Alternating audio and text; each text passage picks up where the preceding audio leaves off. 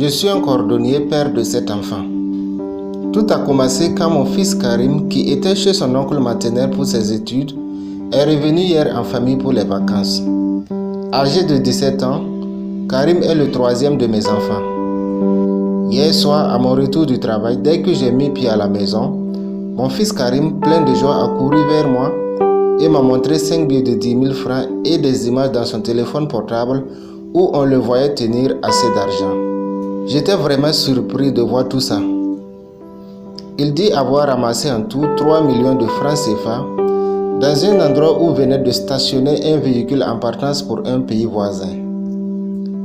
Je lui ai dit de me montrer le reste de l'argent et c'est là que mes sentiments de joie ont été écourtés par ses propos. En fait, il a catégoriquement refusé de me présenter le reste de l'argent. Il dit avoir trouvé une cachette loin de la cour et a même choisi un plan pour cet argent.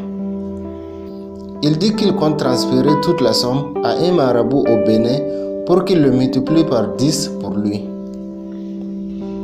Tellement que ces conneries qu'il racontait m'ont énervé, j'ai retiré immédiatement les 50 000 francs qu'il tenait dans sa main et j'ai commencé à le menacer de m'amener le reste de l'argent.